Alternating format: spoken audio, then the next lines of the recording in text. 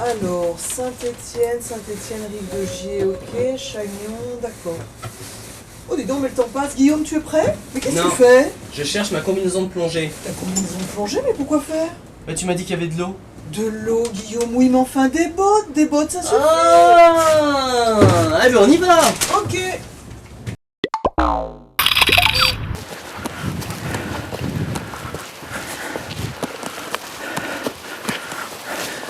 La cave du curé, c'est le nom de la partie souterraine de l'aqueduc du Gier, d'une partie de l'aqueduc du Gier. C'est la seule partie qui se visite actuellement, une partie souterraine, creusée dans la roche, où passait l'eau qui venait du Pilat, captée à Saint-Chamond, et qui allait jusqu'à, après 75-80 km, qui arrivait jusqu'à Fourvière, à Lyon, pour alimenter en eau la grande ville de Lugdunum.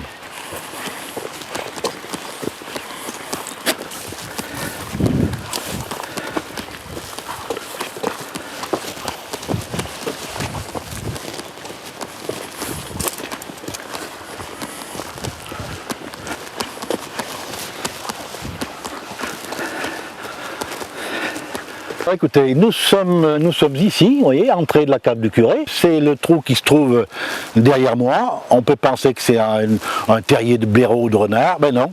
Quand on s'approchera, vous verrez, en se penchant un petit peu, on peut rentrer relativement facilement dans le souterrain. Donc on entre dans la grotte, dans la cave. Ensuite, toujours en se courbant, on va, si vous le voulez bien, hein, si vous n'êtes pas claustrophobe, on va suivre le parcours de l'aqueduc jusqu'à la sortie qui se trouve de l'autre côté de l'éperon rocheux.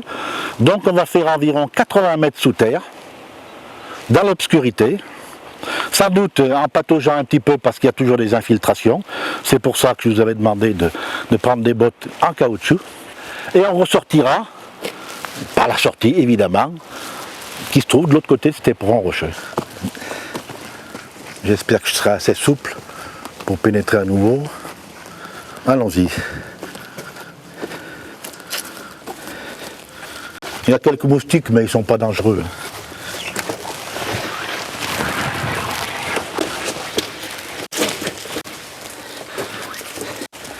Nous sommes actuellement, comme vous pouvez le constater, à l'intérieur du souterrain. On peut voir le travail de Romain. C'est pas un vain mot là. Hein. On a une datation possible avec la pierre romaine qui indique que c'est l'empereur Adrien Trajan, qui aurait fait construire cet aqueduc pour alimenter la ville de Lyon. Donc il daterait du IIe siècle après Jésus-Christ. Donc là, les Romains taillaient dans la pierre, dans le roc. On voit encore les coups de pique, donnés de façon pratiquement toujours la même, verticalement, bien sûr. Hein. On voit les traces là, ça fait des sortes de sillons. Donc c'est une roche très dure, hein. C'est du gneiss, une roche particulièrement dure. Alors vous imaginez un peu le travail de ces malheureux. Et puis, dans plusieurs endroits, on voit des petites niches.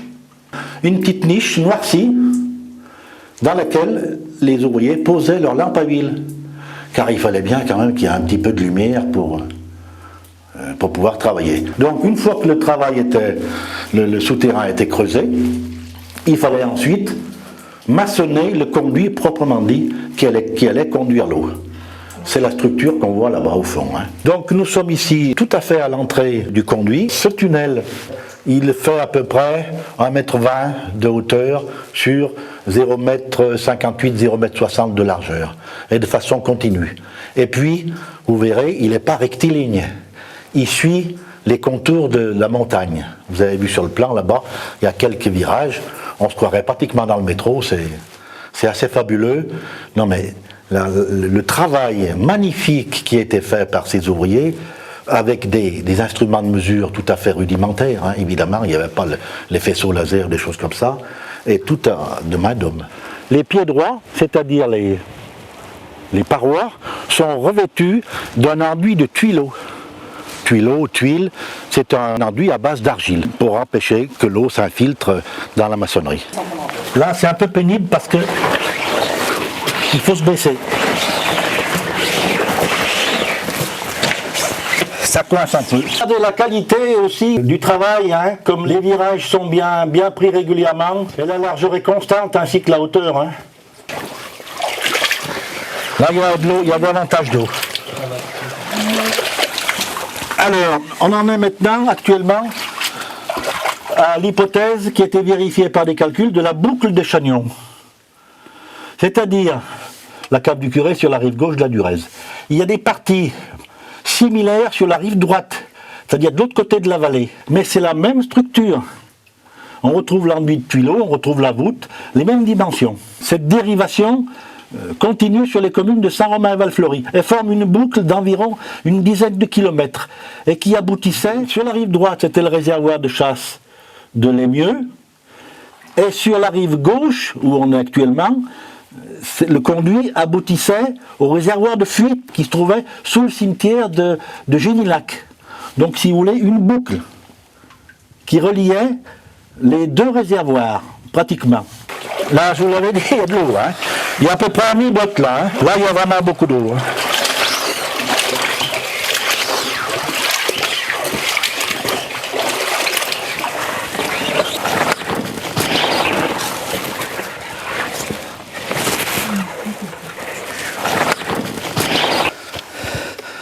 Ah, cave du Curé.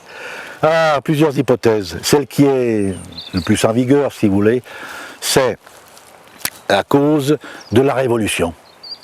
Le curé de l'époque aurait caché tous ses biens d'église, ciboires, etc., les choses de valeur, les aurait cachés dans le souterrain pour les soustraire à la rapacité des sans-culottes des révolutionnaires 1792. Voilà, c'est l'explication. Cave du Curé, il serait venu non pas cacher ses tonneaux parce qu'il aurait fallu les monter là, hein, mais les biens d'église pour pas qu'ils soient transformés en biens nationaux.